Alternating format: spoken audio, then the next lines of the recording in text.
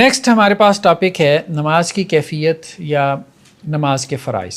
نماز کی کیفیت سے مراد کیا ہے؟ یہ ایک بحث لے کے آئے ہیں کہ ایک ہی حدیث میں پوری نماز، یہ ایک بڑا سوال ہوتا ہے، کوئی ایک حدیث جس میں پوری نماز کا تذکرہ ہو، ٹھیک ہے، شروع سے لے کے آخر تک، تکبیر تحریمہ سے لے کے سلام تک جتنے مسائل مولوی صاحب بیان کرتے ہیں نا، وہ سارے اس ایک ہی حدیث میں ہوں۔ ایسا نہیں، ایسا نہیں، ٹھیک ہے، مختلف حدیثوں سے ہمیں مختلف مسائل ملتے ہیں۔ ہاں، یہ بات ہے کہ نماز کا ایک بڑا حصہ، نماز کا جو بڑا طریقہ ہے وہ ایک ہی روایت میں مل جاتا ہے۔ پھر ان کو کہتے ہیں کیفیات صلاۃ، یعنی نماز کی کیفیتوں کی جو حدیثیں ہیں، جو نماز کی کیفیت بیان کرتی ہیں، ٹھیک ہے، اس میں خاص طور پہ جو آرڈر ہے، ٹھیک ہے، تکبیر تحریمہ ہے، پھر اس کے بعد قیام ہے، پھر جو ہے وہ سورہ فاتحہ ہے، پھر اس کے بعد رکوع ہے، پھر قومہ ہے، پھر پہلا سجدہ ہے، پھر جلسہ ہے، دو سجدوں کے درمیان بیٹھنا، پھر دوسرا سجدہ ہے، پھر اس کے بعد، تو یہ ہمیں ایک ہی حدیث میں روایت میں مل جاتا ہے، لیکن ساری تفصیلات نہیں ملتی، ٹھیک ہے، شروع سے آخر تک۔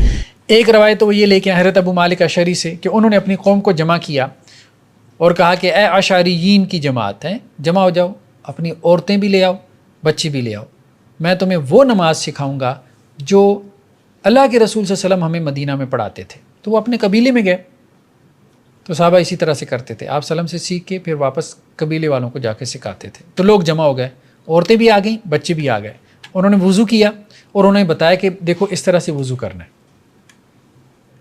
ٹھیک ہے۔ پھر اس کے بعد جب سورج ڈھل گیا، یعنی ظہر کی نماز کا وقت تھا، تو کھڑے ہوئے اور انہوں نے اذان کہی نماز کے لیے۔ ایک تو یہ ہے کہ لوگوں کو جمع کیا، وضو کیا، پھر اس کے بعد اذان آ گئی، اذان کے بعد پھر صفیں بنوائیں، سب سے پہلے مردوں کی صف، پھر بچوں کی، پھر اس کے پیچھے عورتوں کی، پھر نماز کھڑی کی، آگے بڑھے، فرفع یدیہ فکبرا، تکبیر تحریمہ کہی، ٹھیک ہے، اللہ اکبر کہہ کے نماز شروع کی، فقارہ بفاتحۃ الکتاب، سورہ فاتحہ پڑھی، پھر ایک اور سورت پڑھی، پھر تکبیر کہی، فراکہ، رکوع کیا، ٹھیک ہے، پھر رکوع میں تسبیحات پڑھی، پھر اس کے بعد سمع اللہ لمن حمدہ کہا، سیدھے کھڑے ہو گئے، قومہ کیا، ثم کبر وخر ساجدا، پھر تکبیر کہی، سجدے میں چلے گئے، پھر تکبیر کہی، پھر اپنا سر اٹھایا، یعنی دو سجدوں کے درمیان بیٹھ گئے، پھر تکبیر کہی، پھر سجدے میں چلے گئے، پھر تکبیر کہی، فانتہض قائما، ٹھیک ہے، پھر اس کے بعد کیا ہو گئے؟ کھڑے ہو گئے۔ تو اس طرح سے مطلب اتنا ہمیں ملتا ہے کہ ایک رکعت میں کیا ترتیب ہوتی ہے، آرڈر کیا ہے مختلف ارکان کا، ہاں وہ ہمیں ایک ہی روایت میں مل جاتا ہے۔ ایسی روایتیں بہت ساری ہیں۔ اچھا، اس میں غور فائدین کا نہیں ذکر آیا؟ ہاں، اس میں نہیں ہے، اگلی روایات میں ہے، ٹھیک ہے، اگلی روایت۔ حضرت ابو ہریرہ سے روایت ہے کہ ایک آدمی مسجد میں داخل ہوا اور اس نے نماز پڑھی، پھر وہ آپ صلی اللہ علیہ وسلم کے پاس آئے، یعنی آپ صلی اللہ علیہ وسلم مسجد میں بیٹھے ہیں، اس نے وہاں کونے میں نماز پڑھی، نماز پڑھ کے آپ صلی اللہ علیہ وسلم کے پاس آ گیا، تو اللہ کے نبی صلی اللہ علیہ وسلم کو اس نے سلام کیا، آپ صلی اللہ علیہ وسلم نے اس کے سلام کا جواب دیا اور اسے کیا کہا؟ ارجع فصلی فإنک لم تصلی، لوٹ جاؤ، نماز پڑھ کے آؤ، نماز نہیں پڑھی تم نے۔ وہ چلا گیا، پھر نماز پڑھ کے آ گیا، پھر اللہ کے رسول نے کہا جاؤ یار نماز پڑھ کے آؤ، تم نے نماز نہیں پڑھی۔ پھر وہ تیسری مرتبہ گیا، نماز پڑھ کے آیا، اللہ کے رسول نے تیسری مرتبہ کہا جاؤ نماز پڑھ کے، نماز نہیں پڑھی۔ تو اب وہ کہنے لگا نہیں، اللہ کے رسول پڑھی ہے۔ اب تو 3 مرتبہ ہو گیا، مطلب پہلے تو میں بھی شک میں تھا کہ نہیں میں نے پڑھی ہے، لیکن اب تو 3 مرتبہ میں نے پڑھی ہے۔ وہ کیا تھا، میں نے پڑھی نہیں ہے۔ ہاں، وہ تو ظاہری بات ہے، جب اللہ کے رسول نے کہہ دیا کہ نہیں پڑھی تو وہ یہی سمجھ رہے تھے کہ میں نے نہیں پڑھی۔ اب اللہ کے رسول صلی اللہ علیہ وسلم نے ان کو کہا کہ دیکھو بات یہ ہے کہ جس طرح سے تم نماز پڑھ رہے ہو نا، تو یہ ایسی ہے جیسے تم نے نماز پڑھی نہیں۔ پھر آپ صلی اللہ علیہ وسلم نے اس کو نماز کا طریقہ بتایا اور اس میں کیا کہا، جب نماز کے لیے کھڑے ہو تو تکبیر کہو، پھر اس کے بعد جو بھی تمہیں قرآن میں سے یاد ہے وہ پڑھو، ٹھیک ہے، پھر رکوع کرو اطمینان کے ساتھ، پھر کھڑے ہو جاؤ اطمینان کے ساتھ، پھر سجدہ کرو اطمینان کے ساتھ، پھر بیٹھ جاؤ اطمینان کے ساتھ، پھر سجدہ کرو اطمینان کے ساتھ، پھر ہر رکعت میں ایسا ہی کرو، یعنی تعدیل سکھائی آپ صلی اللہ علیہ وسلم نے اسے، اطمینان اور سکون کے ساتھ ہر رکن کو ادا کرنا یہ۔ لیکن اس میں بھی ایک آرڈر بھی آ گیا، وہی مختلف جو نماز کے ارکان ہیں ان کا ایک آرڈر بھی آ گیا۔ چلیں بہرحال یہ تو تھی نماز کی کیفیت، مطلب یہ ہم نے ایک بحث کر لی، ابتدائی بحث کہ نماز اس حد تک ہمیں مل جاتا ہے کہ اس سے نماز کا ایک آرڈر جو ہے وہ ہمارے سامنے آ جائے۔ نماز کے فرائض، سب سے پہلی نیت۔ اناف نے اس کو شرط میں داخل کیا، وہ کہتے ہیں نیت نماز سے باہر کی چیز ہے، لیکن بعض فقہاء نے اس کو جو ہے وہ مطلب فرض کہا ہے، یعنی نماز کے اندر کی چیز۔ شرط بنا لیں، فرض بنا لیں، لفظی اختلاف ہے، بات سمجھ ہے، دونوں کے نزدیک ضروری ہے۔ وما امروا الا لیعبدوا اللہ مخلصین لہ الدین، ایک تو اللہ نے کہا کہ عبادت کرنی ہے اللہ کے لیے، اخلاص، ٹھیک ہے، یہ اخلاص جو ہے وہ عمل کا بھی ہوگا اور یہ اخلاص جذبے کا بھی ہے، وہی نیت، ٹھیک ہے۔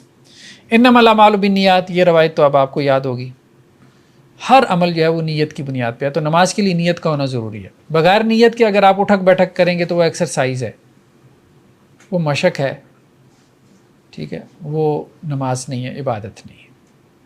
لیکن کم ہی ہے کہ کوئی بغیر نیت کے کھڑا ہو جائے، رکوع سجدہ کرنا شروع کر دے، پاسبل نہیں ہے نا، ٹھیک ہے۔ اس کی وجہ یہ ہے کہ نیت کس چیز کا نام ہے؟ نیت متعین الفاظ نہیں ہے، النیہ ہی القصد، نیت کیا ہے؟ ارادہ ہے، عزم ہے، اور اس کا محل قلب ہے، زبان نہیں ہے۔ تو زبان سے جو نیت کرتے ہیں اپنی اپنی مطلب اس میں زبانوں میں، پشتو میں کر رہا ہے، کوئی پنجابی میں کر رہا ہے، کوئی اردو میں کر رہا ہے، کوئی فارسی میں کر رہا ہے، تو یہ اللہ کے رسول صلی اللہ علیہ وسلم سے منقول نہیں ہے، نہ صحابہ سے ہے، نہ صحابہ کا یہ طریقہ ہے، نہ آپ صلی اللہ علیہ وسلم کا یہ طریقہ ہے کہ آپ نے زبان سے نیت کی۔ تو اصل نیت دل کا ارادہ ہے، تو دل میں ارادہ ہے، جب بھی آپ نماز کے لیے کھڑے ہوتے ہیں تو آپ کا ارادہ ہوتا ہے، تبھی تو آپ کھڑے ہوتے ہیں نا۔ مسجد میں جا رہے ہیں، آپ بندہ کہ میرا ارادہ ہی نہیں ہے نماز پڑھنے کا، ٹھیک ہے، نماز پڑھنے کا ارادہ ہی نہیں تھا، آپ نے وضو کر لیا، نماز پڑھنے کا ارادہ نہیں تھا، آپ نے جائے نماز بچھا لی، تو وہ جو سب کچھ آپ کر رہے ہیں، آپ اٹھے ہیں، آپ نے وضو کیا ہے، ٹھیک ہے، آپ نے جائے نماز بچھائی ہے، آپ قبلہ رخ ہوئی ہیں، تو یہ سب کیا ہے؟ نیت کے بغیر پاسبل ہے؟ پاسبل نہیں ہے، ساری بات ہے، انسان ایسے تو نہیں کرتا۔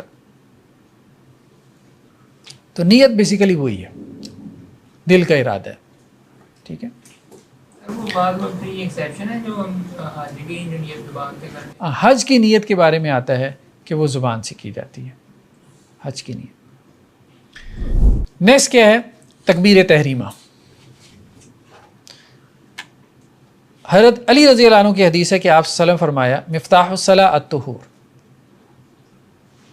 ٹھیک ہے، نماز کی کنجی، نماز کی چابی کیا ہے؟ طہارت، و تحریم و تکبیر، اور نماز میں ہر چیز حرام ہو جاتی ہے، کس سے؟ تکبیر سے۔ جب آپ اللہ اکبر کہتے ہیں تو آپ نماز میں داخل ہو گئے، تو اب ہر چیز آپ کے اوپر حرام ہوگی، مثلا کھانا پینا، گفتگو کرنا، نماز میں یہ سارے کام حرام ہو جاتے ہیں نا۔ و تحلیل و تسلیم، اور یہ سارے کام کیسے حلال ہوتے ہیں؟ سلام پھیرنے سے۔ تو نماز توڑنا بھی حرام ہے، نہیں، نماز میں کیوں نماز توڑیں گے؟ نماز پڑھ رہے نماز توڑ دینا اسی وقت جو ہے وہ حرام ہے۔ یہ بحث ابھی نہ پیدا کریں، اس کی وجہ یہ ہے کہ بعض مقامات پہ تو نماز توڑنا انسان کے لیے ضروری ہو جاتا ہے۔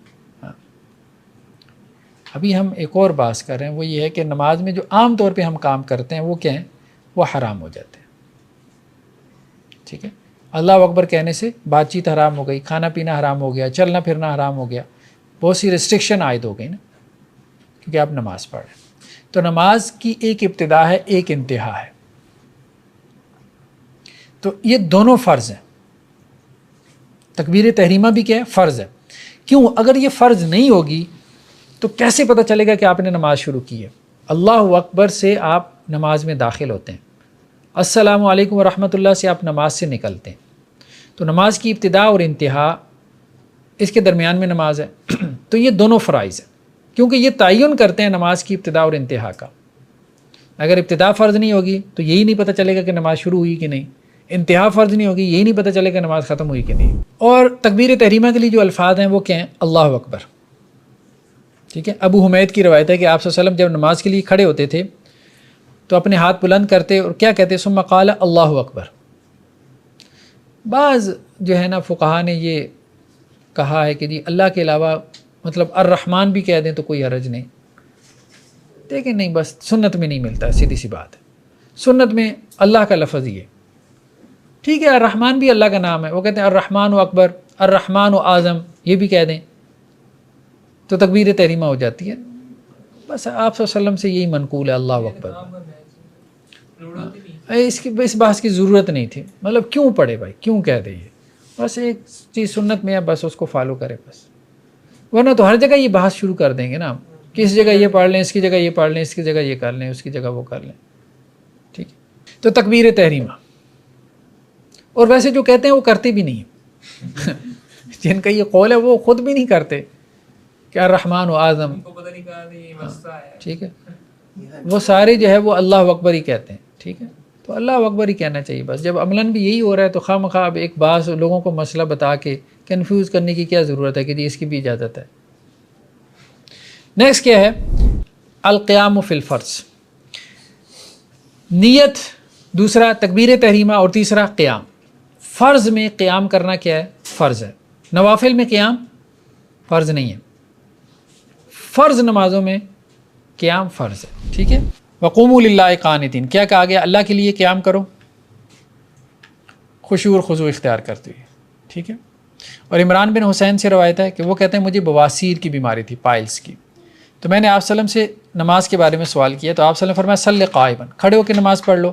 فإن لم تستطع فقاعدا، اگر اس کی استطاعت نہ ہو تو بیٹھ کے، اور اگر اس کی بھی استطاعت نہ ہو تو پہلو کے بل لیٹ کے نماز پڑھ لو.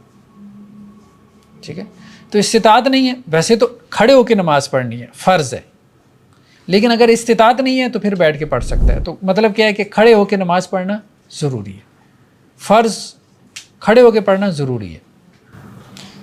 ویسے یہ پہلو کے بل جو ہے اس کا، ہاں پہلو کے بل مراد یہ ہے کہ ایک بندہ بیٹھ بھی نہیں سکتا، اتنا معذور ہے، تو لیٹے لیٹے اشاروں سے نماز پڑھ لیں. پہلو کے بل مراد یہ ہے کہ اس کا رخ قبلے کی طرف کر دیں نا گھر والے تو اچھا ہے. ٹھیک ہے، ہاں اگر سیدھا لیٹا ہوگا تو قبلے کی طرف رخ نہیں ہوگا. ہاں بعض اوقات یہ ہو سکتا ہے کہ پیچھے ٹیک لگا کے قبلے کی طرف رخ کر لے، تھوڑا آدھا سا بیٹھ جائے تو وہ پھر ممکن ہے. القیام فی النفل، نفل میں قیام. تو حضرت عبداللہ بن عمر سے ہے، وہ یہ کہتے ہیں کہ اللہ کے رسول صلی اللہ علیہ وسلم سے مروی ہے کہ آدمی جب بیٹھ کے نماز پڑھتا ہے تو وہ نصف صلاح ہے. صلاۃ الرجل قائدا نصف الصلاح، یعنی اسے آدھی نماز کا ثواب ملتا ہے اگر وہ بیٹھ کے پڑھتا ہے. تو یہاں مراد نفل نماز ہے، تو نفل نماز بیٹھ کے پڑھ سکتا ہے، لیکن نفل نماز بیٹھ کے پڑھنے سے کیا ہوگا، ثواب نصف ہو جائے گا.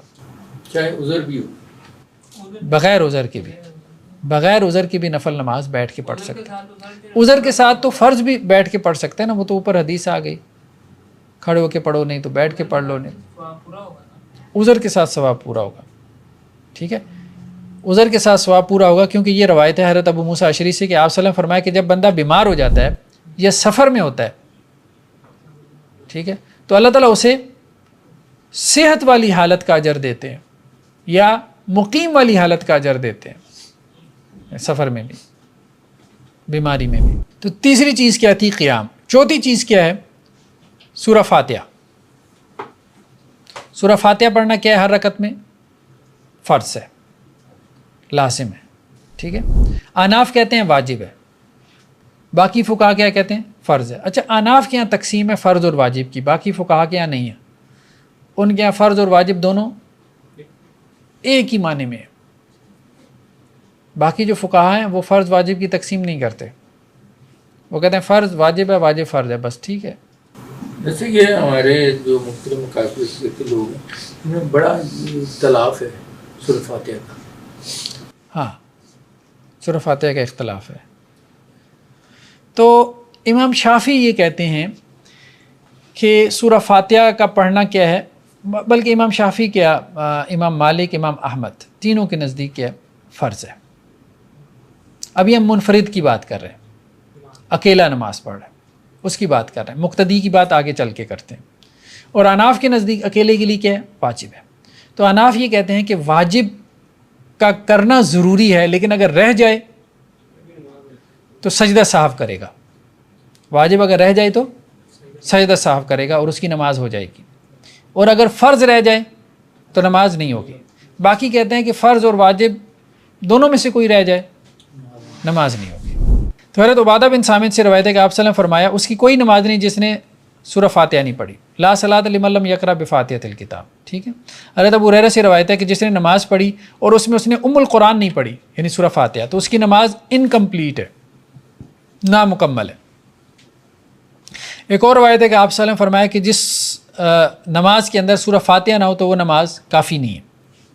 ٹھیک ہے. اسی طرح حضرت ابو سعید خدری سے روایت ہے کہ ہمیں حکم دیا گیا کہ ہم جو ہے وہ نماز کے اندر سورہ فاتحہ بھی پڑھیں اور اس کے بعد کچھ قرآن کا حصہ بھی پڑھیں. تو اس طرح کی روایتیں جن سے پتہ چلتا ہے کہ یہ فرض ہے. اناف نے بھی اس کو واجب مان لی ہے. ٹھیک ہے, تھوڑا سا ڈفرینس ہے, لازم تو وہ بھی اس کو مان رہے ہیں. یہ انفرادی نماز کی بات. ہاں, انفرادی نماز کی بات ہو رہی ہے. ایک اور بات یہاں پہ پیدا ہوتی ہے کہ بسم اللہ, کیا بسم اللہ پڑھنا بھی فرض ہے؟ ٹھیک ہے. تو اس میں اصل میں جو اختلاف ہے وہ اختلاف یہ ہے کہ بسم اللہ سورہ فاتحہ کا حصہ ہے کہ نہیں, یہ اختلاف ہے. تو بعض فقہا اس طرف گئے ہیں کہ بسم اللہ سورہ فاتحہ کا جز ہے, بلکہ ہر سورہ کا جز ہے بسم اللہ, یعنی ہر سورت کی آیت ہے. تو جب سورہ فاتحہ کا پڑھنا کیا ہے, لازم ہے, تو بسم اللہ اس کی ایک آیت ہے, اس کا پڑھنا بھی کیا ہے, لازم ہے. تو جب سورہ فاتحہ آپ جہرن پڑھ رہے ہیں تو بسم اللہ کو بھی آپ کیا کریں گے, اونچی آواز سے پڑھیں گے. ٹھیک ہے. تو نعیم المجمر سے روایت ہے کہ میں نے حضرت ابو ہریرہ کے پیچھے نماز پڑھی تو انہوں نے بسم اللہ الرحمن الرحیم پڑھی, پھر انہوں نے سورہ فاتحہ پڑھی. تو یہاں سے دلیل پکڑی ہے ان فقہا نے کہ بسم اللہ جو ہے وہ جہرن پڑھیں گے اور اس کو لازماً پڑھیں گے کیونکہ یہ سورہ فاتحہ کی ایک آیت ہے. دوسرا موقف فقہا کا یہ ہے کہ نہیں, بسم اللہ جو ہے نا یہ اصل میں دو صورتوں کے درمیان فرق کرنے کے لیے نازل ہوئی ہے, یہ صورت کا حصہ نہیں ہے, جز نہیں ہے. یعنی یہ معلوم کرنے کے لیے کہ ایک صورت ختم ہوگی دوسری شروع ہوگی تو درمیان میں بسم اللہ, اگر وہ بسم اللہ نہیں ہوگی تو کیسے پتہ چلے گا کہ ایک ختم ہوئی دوسری شروع ہوئی. تو اس کو وہ کہتے ہیں کہ جی یہ فصل کے لیے آئی ہے, صورتوں میں فصل جدائی ڈالنے کے لیے آئی ہے بسم اللہ جو مصحف میں رکھی گئی ہے. تو اس لیے وہ کہتے ہیں کہ جی سورہ فاتحہ کے ساتھ بسم اللہ جو ہے آپ یوں کہہ سکتے ہیں کہ فرض نہیں ہے, مسنون ہے. ٹھیک ہے, مسنون ہے, فرض نہیں ہے. کیوں؟ کیونکہ وہ اس کا حصہ نہیں, اور جو مسنون ہے وہ بھی سرن پڑھے. ٹھیک ہے. اس کو سبا مسانی میں تو کہتے ہیں تسلیم ایسے کہ 7 آیات ہی ہیں. ہاں, تو وہ وہاں سے اصل میں کر لیتے ہیں نا کہ صراط الذین انعمت علیہم, کہتے ہیں یہاں پہ ایک آیت ہے چھٹی. تو یہاں آپ دیکھیں گے نشان بات کریں تو فرق دو صورتوں کے درمیان ہونا, سورہ فاتحہ سے پہلے تو کوئی صورت نہیں ہے. ہاں, سورہ فاتحہ سے پہلے کوئی صورت نہیں ہے تو وہ یہ تعویل کر لیتے ہیں کہ جی شروع جو کلام ہے نا اس کی ابتدا کرنے کے لیے یہاں پہ صورت نازل ہوئی. یعنی قرآن مجید کی ابتدا کے لیے یہاں پہ جو ہے وہ بسم اللہ رکھی گئی ہے, اس کی ابتدا بسم اللہ سے ہو. تو حضرت انس سے روایت ہے کہ میں نے آپ صلی اللہ علیہ وسلم کے پیچھے نماز پڑھی, میں نے حضرت ابو بکر کے پیچھے نماز پڑھی, میں نے حضرت عمر کے پیچھے نماز پڑھی, میں نے حضرت عثمان کے پیچھے نماز پڑھی, اور ان میں سے کوئی بھی اونچی آواز سے بسم اللہ نہیں پڑھتا تھا. تو مطلب یہ ہے کہ پڑھتے تھے, سرن پڑھتے تھے, تو اس کا مطلب یہ ہے کہ وہ سورہ فاتحہ کا حصہ نہیں ہے, مسنون ہے, فرض نہیں ہے. اچھا جی, جس کی قرات اچھی نہ ہو, جو بندہ جو ہے جس کو قرآن یاد نہ ہو, جیسے کوئی نو مسلم ہے, اب اس کو قرآن کا کچھ حصہ یاد نہیں ہے, تو وہ کیا کرے؟ ایک تو یہ کہ یاد کرنے کی کوشش کرے, لیکن جب تک یاد نہیں ہے تو کیا کرے؟ اس وقت تک وہ تسبیح و تحلیل کر لیا کرے. ٹھیک ہے. ایک روایت میں ہے کہ آپ صلی اللہ علیہ وسلم نے ایک آدمی کو نماز سکھائی اور آپ نے کہا کہ دیکھو اگر تو تمہیں قرآن میں سے کچھ یاد ہے تو وہ پڑھو, اور اگر یاد نہیں ہے تو کیا کرو؟ ہاں, تحمید بیان کرو, الحمدللہ کہو, اور تکبیر بیان کرو, اللہ اکبر کہو, اور تحلیل لا الہ الا اللہ, سبحان اللہ والحمدللہ ولا الہ الا اللہ واللہ اکبر, یہ کلمات پڑھتا رہے, اور پھر اس کے بعد رکوع کر لے. ٹھیک ہے. مسلمان ہوتے ہی نماز پڑھنی ہے. ہاں, مسلمان ہوتی نماز پڑھنا اس کے لیے ضروری ہے. پھر آہستہ آہستہ قرآن کا کچھ حصہ یاد کر لیں. یہ تو منفرد کے لیے. مقتدی کے لیے کیا ہے؟ مقتدی کے لیے جو ہے وہ اختلاف ہے. امام شافعی یہ کہتے ہیں کہ مقتدی کے لیے بھی لازم ہے, فرض ہے. سورہ فاتحہ کا پڑھنا مقتدی کے لیے بھی فرض ہے. امام ابو حنیفہ کہتے ہیں کہ مقتدی کے لیے نہیں ہے, نہ سری میں نہ جہری میں. امام شافعی کے نزدیک سری جہری دونوں میں فرض ہے, ان کے نزدیک دونوں میں نہیں ہے. امام مالک اور امام احمد کا موقف درمیان میں ہے کہ سری میں پڑھے گا، جہری میں نہیں پڑھے گا، خاموش رکعت میں پڑھ لے اور جہری رکعت میں نہ پڑھے. یہ بحث آگے پھر آ رہی ہے، تفصیل سے آ رہی ہے. ٹھیک، یہی ابن تیمیہ وغیرہ کا بھی موقف ہے. نیکسٹ کیا ہے؟ رکوع. رکوع بھی فرض ہے. یا ایھا الذین آمنوا ارکعوا واسجدوا، رکوع کرو اور سجدہ کرو. رکوع سے کیا مراد ہے؟ رکوع سے مراد یہ ہے کہ انسان اتنا جھکے کہ یہ جو ہاتھ ہیں نا، اس کے دونوں ہاتھ یہ گھٹنوں تک پہنچ جائیں. ان ہاتھوں سے وہ گھٹنوں کو پکڑ لے، کمر کا لیول بھی برابر ہو. ٹھیک ہے، اور یہ جو سر ہے، سر بھی یہ نہیں کہ بعض لوگ بہت نیچا کر لیتے ہیں، نہیں، وہ کمر کے لیول پر ہو سر. ٹھیک، کیونکہ آپ صلی اللہ علیہ وسلم نے اس بندے کو کہ جو اعتدال سے، ٹھہراؤ سے، سکون سے نماز نہیں پڑھا تھا، تو آپ صلی اللہ علیہ وسلم نے اس کو کیا کہا؟ ثم ارکع حتی تطمئن راکعا، رکوع کر یہاں تک کہ بالکل اطمینان میں آ جا، سکون میں آ جا رکوع کی حالت میں. ایک اور روایت ہے کہ آپ صلی اللہ علیہ وسلم فرمایا کہ بدترین چور وہ ہے جو نماز میں چوری کرے. تو صحابہ نے کہا اللہ کے رسول نماز میں چوری کیا ہے؟ تو آپ صلی اللہ علیہ وسلم فرمایا نہ رکوع پورا کرتا ہے، نہ سجدہ ٹھیک طرح سے کرتا ہے. ٹھیک ہے. ایک اور روایت میں ہے کہ آپ صلی اللہ علیہ وسلم فرمایا کہ رکوع اور سجدے میں اپنی جو پشت ہے وہ سیدھی نہیں رکھتا، یہ نماز میں چوری ہے. تو خیر بہرحال یہ ہے کہ رکوع بھی مطلب اطمینان اور سکون سے کرنا ہے. اب اطمینان اور سکون کیا ہے؟ اس میں بعض لوگوں نے یہ بھی کہا ہے کہ جی رکوع کی حالت میں جائے، ایک بات تو یہ ہے، اور وہاں اتنی دیر ٹھہرا رہے کہ جتنی میں ایک مرتبہ تسبیح پڑھ لے. میرے خیال میں ایک مرتبہ بھی کم ہے، کم از کم 3 مرتبہ. پھر آپ کہیں گے کہ جی اس نے اعتدال کے ساتھ وہ رکن ادا کیا. کم از کم 3 مرتبہ وہ تسبیح پڑھنے کی دیر جتنا ٹھہرا رہے، ورنہ تو ایک مرتبہ تو وہ جاتے جاتے ہی پڑھ لے گا نا، یعنی رکوع پہ پہنچے گا ہی نہیں، وہ رستے میں ہی، مطلب جو جیسے قومے سے نیچے سجدے میں جاتے ہیں نا، تو سبحان ربی الاعلیٰ شروع ہو جاتا ہے، اور وہاں جا کے تو صرف اس کو زمین کو ٹچ کرتے ہیں پیشانی، اور پھر اٹھ کے بیٹھ جاتے ہیں. تو یہ نہیں ہونا چاہیے، بھاگ دوڑ نہ لگی ہو.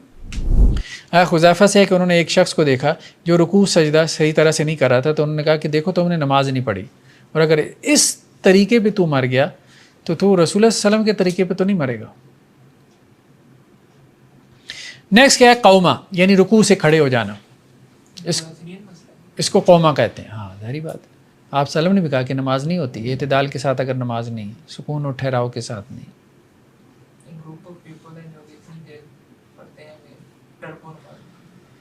نیکسٹ کیا ہے؟ قومہ. ٹھیک ہے، تو رکوع کے بعد کھڑے ہونا اور اعتدال کے ساتھ، اطمینان کے ساتھ، کیونکہ آپ صلی اللہ علیہ وسلم نے کہا تھا کہ جب تم اپنا سر اٹھاؤ تو سیدھے کھڑے ہو جاؤ، یہاں تک کہ ہر ہڈی اپنی جگہ پر آ جائے. یہ نہیں کہ رکوع سے ایسے کھڑے ہوئے، نہیں، یہ نہیں، بالکل سیدھا کھڑے ہو جانا. یہ اتنا کھڑے ہو کے پھر گر جانا، یہ نہیں. پھر عائشہ رضی اللہ عنہ سے روایت ہے، اور اللہ کے نبی صلی اللہ علیہ وسلم سے نقل کرتی ہیں کہ جب آپ اپنا سر رکوع سے اٹھاتے تھے تو سجدے میں اس وقت تک نہیں جاتے تھے جب تک بالکل سیدھے نہیں کھڑے ہو جاتے تھے، بالکل سیدھے اطمینان کے ساتھ. ٹھیک ہے. اور ایک اور روایت میں کہ آپ صلی اللہ علیہ وسلم نے فرمایا کہ اللہ تعالیٰ اس بندے کی نماز کی طرف دیکھتے بھی نہیں ہے جو قومے کی حالت میں اپنی پشت سیدھی نہ کرے. نیکسٹ کیا ہے؟ سجدہ. قومے کے بعد کیا ہے؟ سجدہ. قومہ کہتے ہیں مطلب رکوع کے بعد کھڑے ہونا، پھر اس کے بعد سجدہ. تو سجدہ کرنا ہے اطمینان کے ساتھ. ٹھیک ہے، تو اطمینان سے کیا مراد ہے؟ انہوں نے وہی بات بیان کی دی، 1 مرتبہ تسبیح، لیکن میرے خیال میں 3 مرتبہ تسبیح یہ مراد ہے. اتنی دیر سجدے کی حالت میں گزارے کہ 3 مرتبہ تسبیح کہہ سکے. سجدے کے جو اعضاء ہیں وہ 7 ہیں. بعض روایتوں میں کیا ہے کہ بندہ جو ہے وہ 7 اعضاء کے اوپر سجدہ کرتا ہے. چہرہ، ٹھیک ہے، چہرے میں 2 چیزیں شامل ہیں، پیشانی اور ناک، دونوں زمین پہ لگنی چاہیے. اور اس کی 2 ہتھیلیاں، 2 ہاتھ، 2 گھٹنے ہو گئے، 2 پاؤں ہو گئے، 7. اب یہ نہیں کہ سجدے میں ہو اور پاؤں پیچھے سے اٹھائے جیسے بچوں نے اٹھائے ہوتے ہیں، اس طرح سے سجدہ نہیں ہوگا. ہاں کوئی مسئلہ نہیں ہے، اس میں کوئی حرج والی بات نہیں. ٹوپی آپ کی اگر کوئی ماتھے پہ آ جائے، پگڑی ماتھے پہ آ جائے، دوپٹہ ماتھے پہ آ جائے، کوئی حرج نہیں. پیشانی کا تھوڑا سا حصہ بھی زمین پہ لگ رہا ہے کافی ہے. جیسا اگر نہ لگے وہ آپ کی جلد اور زمین کے درمیان ٹوپی دیکھیں ویسی مسجدوں میں قالین پڑے ہیں, کون سی آپ کی پیشانی نیچے لگتی ہے, وہ کوئی ایسی بات نہیں. وہ ایسے خواہ مخواہ کچھ لوگوں نے باز کی کہ جی نہیں آپ کی طرف سے کوئی رکاوٹ نہ ہو, دوسری طرف سے ہو تو کوئی حرج نہیں. سب نے جائے نماز بچھائی ہوئی ہے, زمین پہ کون سجدہ کر رہا ہے مٹی پہ, سوائے اہل تشیع کے, وہ بھی کربلا کی مٹی انہوں نے خاص رکھی ہوتی ہے اپنی جیب میں وہ اس کے اوپر کرتے ہیں, باقی کون کر رہے ہیں. تو وہ ایک خواہ مخواہ کا تکلف ہے. اصل بات یہ ہے کہ پیشانی لگنی چاہیے. ٹھیک ہے, تو جو چیز زمین کے ساتھ ہے وہ زمین کا حصہ ہے. ٹھیک ہے, جو آپ کے ساتھ ہے وہ آپ کا حصہ ہے. ہاں گھٹنے بھی ڈھکے ہوتے ہیں. چلیں جی, بہرحال ایک اور روایت میں ہے کہ آپ صلی اللہ علیہ وسلم فرمایا مجھے یہ حکم دیا گیا کہ 7 ہڈیوں کے اوپر سجدہ کیا جائے, اور آپ نے اپنی ناک کی طرف اشارہ کیا, دونوں ہاتھ, دونوں گھٹنے اور دونوں پاؤں کی طرف اشارہ کیا. اور ایک روایت میں یہ بھی آپ نے کہا کہ مجھے 7 چیزوں پہ سجدہ کرنے کا حکم دیا گیا, اور مجھے یہ بھی حکم دیا گیا کہ اپنے کپڑے اور اپنے بال نہ سمیٹوں. لوگ کیا کرتے ہیں نماز میں, اپنے بال سمیٹنا شروع کر دیتے ہیں. ٹھیک ہے, بال لمبے ہونا تو کبھی دائیں طرف سے کبھی بائیں طرف سے ہیں. ٹھیک ہے, یا پھر کپڑے سمیٹنا شروع کر دیتے ہیں. اگر کلف والے کپڑے پہن لیے ہیں جمعے والے دن تو وہ بیچارہ اس کی استری بچاتا رہتا ہے نماز میں, کبھی اس کو آگے سے اٹھا کے ایسے رکھے گا, پیچھے سے اٹھا کے ایسے رکھے گا, سمجھ نہیں آتی نماز پڑھ رہا ہے کیا کر رہا ہے. تو نہیں, نماز میں بس ٹھیک ہے, استری تو خراب ہو ہی جانی ہے نا, اللہ کے لیے خراب ہو جائے تو اس سے بڑی کیا سعادت ہوگی, انسان یہی سوچ لے. تو اب لوگوں نے اس کے اور معنی لے لیے, مطلب یہ چیزیں تھیں بیسیکلی خشوع اور خضوع کے منافی تھیں. ہمارے یہاں لوگوں نے کہا, انہوں نے کہا جی اصل میں نا یہ مراد ہے, یہ نہیں کرنا, یہ کیا نماز ہی نہیں ہوگی, حالانکہ یہ مراد ہے ہی نہیں. بعضوں نے کیا کیا, انہوں نے کہا جی نیچے سے پینٹ فولڈ نہ کرے, یہ کپڑے سمیٹ رہا ہے, یا یہ بھی نہ کرے, یہ جو شلوار اوپر کر لیتے ہیں نا ایسے تھوڑی سی آپ کو سمیٹنی پڑتی ہے, جی یہ آپ فولڈ کر رہے ہیں, یہ مراد ہے ہی نہیں. اس کا خشوع خضوع سے کیا تعلق ہے, یہ سارا کام اس نے نماز سے پہلے کرنے ہیں. اور وہاں بات کیا آ رہی ہے نماز میں, نماز کی حالت, اس حدیث سے استدلال ہے. ہاں اسی سے استدلال کرتے, اور تو کوئی روایت نہیں لفظی معنی ہے سمیٹنا ہے, لفظی معنی یا پھر لفظی معنی فولڈ کرنا, سمیٹنا. ویسے بھی نماز میں ہے نا, وہ نماز سے پہلے کرتے ہیں. ان کے بعض اہل حدیث بھی ہیں وہ کہتے ہیں یہ بات نہیں, یہ تو نماز کی بات ہو رہی ہے نا, سجدہ کہاں ہو رہا ہے, نماز سے پہلے ہو رہا ہے, نماز کے اندر ہو رہا ہے. ہاں تو بس, اور سجدے کی حالت میں یہ کام ہوتا تھا, کپڑے سمیٹتے تھے, کیونکہ سجدے میں وہ زمین پہ جاتے تھے نا, نیچے فرش تھا. مطلب اس روایت کو سمجھیں کہ اس روایت کے ساتھ اس چیز کو کیوں جمع کیا گیا, کیونکہ مسجد نبوی میں نیچے فرش تھا, کچا فرش تھا, کنکریاں ہوتی تھیں, تو لوگ کیا کرتے تھے, اپنے بال ایک تو سمیٹتے تھے زمین پہ سجدہ کرتے ہوئے, اور دوسرا اپنے کپڑے سمیٹتے تھے. ویسے تو پاؤں پہ کھڑے ہیں نا, رکوع میں بھی آپ زمین پہ نہیں ہیں, سجدے کی حالت میں آپ کے کپڑے زمین پہ لگ رہے ہیں, تو گرد و غبار کی وجہ سے وہ گرد آلود ہو رہے ہیں. اب ایسے میں کچھ لوگ سمیٹنا شروع کر دیتے تھے, اس سے منع کیا گیا کہ یہ خشوع خضوع کے منافی ہے. یہ بیسیکلی کانٹیکسٹ تھا حدیث کا, یہ معنی تھے, اور اس کو لوگوں نے اور معنی پہنانا شروع کر دیے. یعنی جب آپ کانٹیکسٹ میں رکھ کے نہیں سوچیں گے, صرف اسی بات پہ غور نہیں کریں گے کہ سجدے کے ساتھ یہ حکم دینے کا کیا مطلب ہے, تو وہی بات یہاں تک کہیں کچھ لوگ کہ جو ٹکنے نیچے رہ جائے, کپڑا لٹکتا رہ جائے, وہ تو مکروہ ہے. یہ اللہ کے نبی نے حکم دیا کہ فولڈ نہیں کرنا, بس ایسے ہی, اس کو زیادہ پریفر, وہ اسی کانٹیکسٹ میں جو بھی حکم. جی, اب مسئلہ یہ ہے کہ اگر کسی نے صرف پیشانی پہ سجدہ کر لیا اور ناک اٹھائی رکھی, ٹھیک ہے, تو بعض ایسے کرتے ہیں تو اس کا سجدہ ہو گیا, بعض فقہا کہتے ہیں نہیں ہوا, بعض کہتے ہیں ہو گیا. نہیں کرنا چاہیے, بس اتنی بات کہہ سکتے ہیں. نیکسٹ کیا ہے, قادہ. قادہ کسے کہتے ہیں؟ نہیں, وہ تو جلسہ ہے. قادہ کہتے ہیں جو آپ اتحیات کی حالت میں بیٹھتے ہیں, دوسری رکعت میں یا آخری رکعت میں. تو آخری جو قادہ ہے نا, یہ کیا ہے, یہ فرض ہے. جو دوسری رکعت کا قادہ ہے وہ کیا ہے, ہاں وہ سنت ہے یا واجب ہے, اس کو ہم بعد میں پڑھیں گے. ٹھیک ہے, بعض کے نزدیک وہ سنت ہے, بعض کے نزدیک وہ واجب ہے. ابھی آخری رکعت کے قادے کی بات ہو رہی ہے. تو آخری رکعت کا قادہ کیا ہے, وہ ضروری ہے.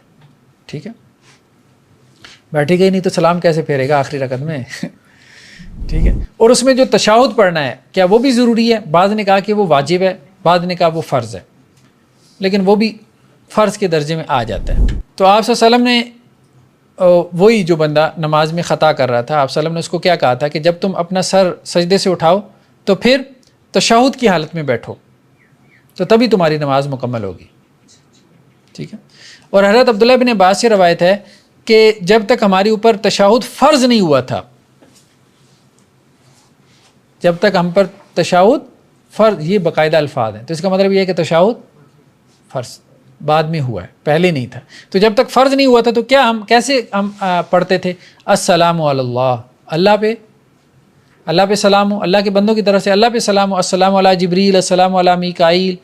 تو پھر اللہ کے نبی صلی اللہ علیہ وسلم فرمائے نہیں، اب ایسے نہ کہو، اب بلکہ کیا کہو؟ التحیات للہ والصلوات والطیبات. پھر باقاعدہ تشہد سکھا دیا. پہلے تو ایک ایک پہ سلام بھیجتے تھے نا، اللہ پہ، فرشتوں پہ، اللہ کے نبی پہ.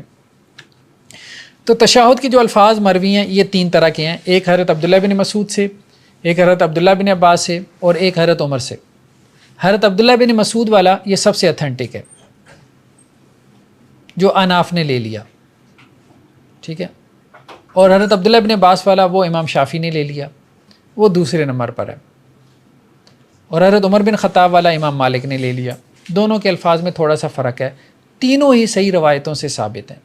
تینوں طرح کے تشہد میں سے کوئی بھی تشہد پڑھا جا سکتا ہے.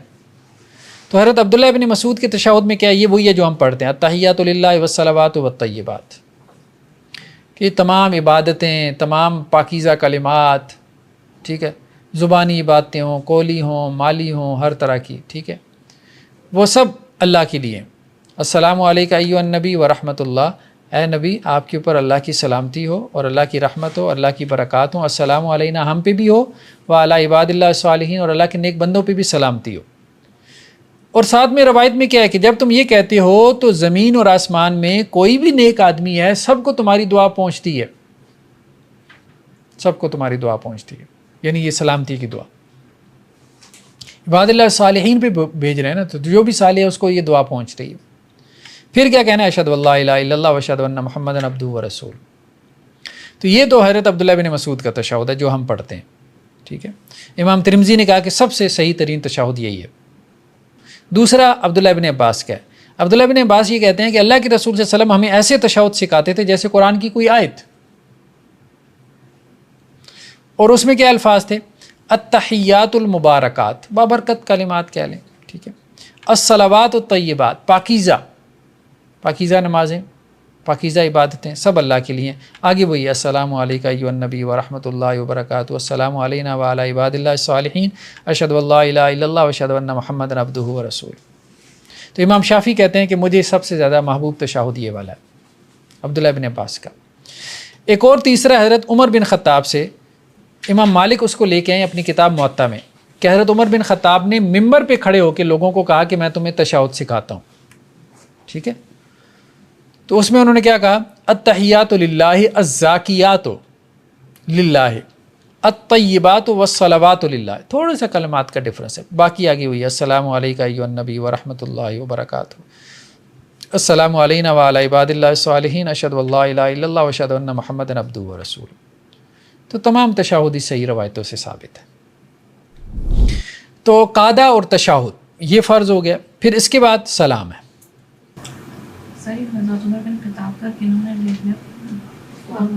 امام مالک، حضرت علی سے روایت ہے، وہی روایت جو ہم پہلے پڑھ چکے ہیں کہ نماز میں سب چیزیں کس سے حرام ہوتی ہیں؟ تکبیر تحریمہ سے. اور سب چیزیں کس سے حلال ہوتی ہیں؟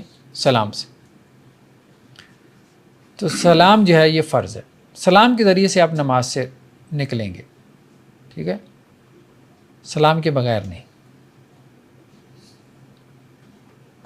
اصل میں بعض فقہا نے یہ بحث پیدا کر دی کہ اگر آخری قعدے میں اس کے ہوا خارج ہو جائے، ٹھیک ہے، تو کیا اس کی نماز مکمل ہے یا وہ دہرائے گا؟ تو اب ان کے نزدیک سلام فرض نہیں ہے. تو جن کے نزدیک سلام فرض نہیں ہے تو ان کے نزدیک وہ نماز ہو گئی. جن کے نزدیک سلام فرض ہے تو وہ کہتے ہیں نہیں، جب تک نہیں نکلا نماز سے تو اس وقت تک جو ہے وہ نماز کے اندر ہی تھا. تو اب اس کی ہوا خارج ہو گئی تو نماز ٹوٹ گئی کیونکہ اس کا فرض رہ گیا سلام کا. ٹھیک ہے. تو اب وہ دوبارہ نماز پڑھے گا، ریپیٹ کرے گا.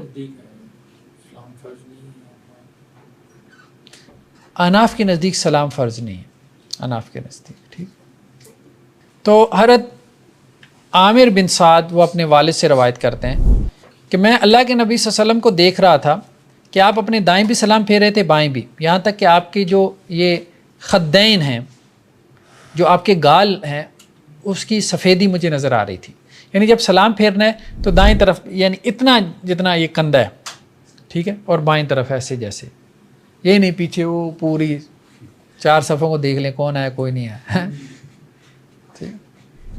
تو سلام، اور سلام کے الفاظ کے ہیں، وائل بن حجر کی روایت ہے کہ میں نے اللہ کے رسول کے ساتھ نماز پڑھی، آپ نے دائیں طرف سلام پھیرا اور کیا کہا، السلام علیکم ورحمۃ اللہ وبرکاتہ کے الفاظ بھی ہیں، اور دوسری طرف سلام پھیرا، السلام علیکم ورحمۃ اللہ وبرکاتہ، ٹھیک ہے۔ السلام علیکم ورحمۃ اللہ یہ بھی ٹھیک ہے، اور دوسرے الفاظ بھی ہیں، وبرکاتہ کا اضافہ بھی ہے۔ کندھے کے اوپر دیکھنا ہے نا دور تک، بس دائیں طرف اور بائیں طرف، اصل میں تو سلامتی کی دعا ہے نا، مطلب یہ ہے کہ سب کچھ حلال ہو گیا میرے لیے، لیکن پھر بھی ڈرنے کی ضرورت نہیں ہے، میری طرف سے پرامن رہو، سمجھ رہے ہیں بات؟ یہ ہے ہاں، روح تو اس کی یہی ہے نا۔ اب لیکن شرارتی آدمی اس روح کو سمجھے تو پھر اسے سمجھ میں آئے کہ سلام پھیر کے میں نے کیا کہا ہے، ٹھیک ہے۔ ایک دم تو نماز میں تو تم میری شرارتوں سے محفوظ تھے، تو اب میں نے سلام پھیر لیا، اس کے بعد بھی سلامتی ہے بس۔ سلامتی مشروط ہے، کیا مطلب؟ نیکسٹ کیا ہے، ایک بات سے انہوں نے یہ پیدا کی ہے کہ جی کیا سلام جو ہے یہ ایک طرف کرنا فرض ہے یا دونوں طرف؟ تو جو اس کو فرض کہتے ہیں وہ کہتے ہیں ایک طرف سلام یہ فرض ہے، ایک طرف سلام کرنا فرض ہے، ٹھیک ہے۔ دوسری طرف سلام کرنا وہ کہتے ہیں مسنون ہے، ٹھیک۔ کس امام کے نزدیک ہے؟ جمہور، میجورٹی فقہا کی یہی کہتی ہے۔ اور پھر اس طرح تو اس کا مطلب یہ ہے کہ ایک طرف والوں کو آپ سلامتی دے رہے ہیں، دوسری والوں کو کوئی گارنٹی نہیں ہے۔ تو یہ کہہ رہے ہیں کہ یہ حضرت عائشہ سے، سلمہ بن اقوا سے، سہل بن سعد سے، کہ وہ یہ روایت کرتے ہیں کہ اللہ کے نبی صلی اللہ علیہ وسلم نے ایک سلام بھی پھیرا ہے، بلکہ مہاجرین بھی بعض اوقات ایک سلام پھیرتے تھے، لیکن ان روایتوں پہ کلام بھی ہے، ٹھیک ہے۔ لیکن ان روایتوں کی وجہ سے فقہا کی میجورٹی بہرحال اس طرف چلی گئی کہ ایک طرف سلام پھیرنا واجب ہے، دوسری طرف پھیرنا سنت ہے، یعنی ایک طرف سلام پھیرنے سے وہ نماز سے نکل جاتا ہے، یہ مراد ہے۔ مراکش والی سائڈ پہ وہ لوگ ایک ہی طرف سلام دیتے ہیں۔ ہاں، امام مالک نے اسی طرف جو ہے وہ رخ کر لیا، امام مالک کے نزدیک سلام ہی ایک ہے، ٹھیک ہے۔ تو امام شافعی اور جمہور کا موقف یہی ہے کہ 2 سلام سنت ہیں، اور امام مالک یہ کہتے ہیں کہ نہیں ایک ہی سلام ہے، لیکن ایک سلام والی روایتیں ہم نے کہا ہیں ضعیف۔ ہاں، بعض لوگوں نے فرائض کے اندر جو ہے وہ تعدیل کا بھی تذکرہ کیا، تعدیل کا، ٹھیک ہے۔ تعدیل یعنی اطمینان سے ہر رکن کو ادا کرنا، تو جو روایتیں ہم نے پڑھی ہیں ان کی روشنی میں یہی محسوس ہوتا ہے کہ یہ بھی فرض ہے، یہ بھی لازم ہے، یہ بھی رکن ہے۔ ایک اور چیز جو کہ فرائض میں جس کا تذکرہ آیا وہ ترتیب ہے، صاحب کتاب نے اس کا ذکر نہیں کیا۔ ترتیب، نماز میں ترتیب یعنی آرڈر، ہری بات ہے ضروری ہے، اگر کوئی کہیں میں رکوع بعد میں کروں سجدہ پہلے کر لوں، نہیں، نماز نہیں ہوگی، ترتیب بھی ضروری ہے سب کے نزدیک ہی۔ ہاں، یہ اختلاف ہے، بعضوں نے اس کو شرط بنا دیا، ٹھیک ہے، بعضوں نے اس کو جو ہے وہ فرض بنا دیا، لیکن بہرحال ترتیب سب کے نزدیک ضروری ہے۔ تو ترتیب اور تعدیل ان 2 کا اضافہ کر لیں تو یہ کتنے ہو گئے فرائض؟ اب میرے خیال میں 11 ہو گئے، ٹھیک ہے۔ تو باقی کچھ چیزیں اور بھی ہیں، وہ ہم آگے سنن میں جب پڑھیں گے تو میجورٹی کے نزدیک وہ سنن ہیں، لیکن اس میں بھی بعض نے بعض چیزوں کو کیا کیا ہے، فرض قرار دیا، تو وہ پھر لسٹ آگے پیچھے ہوتی رہتی ہے، تو ایک موٹا موٹا سا ویو ہمارے سامنے آ جاتا ہے، ٹھیک ہے جی۔ سبحانک اللہم و بحمدک، نشہد ان لا الہ الا انت، نستغفرک و نتوب الیک۔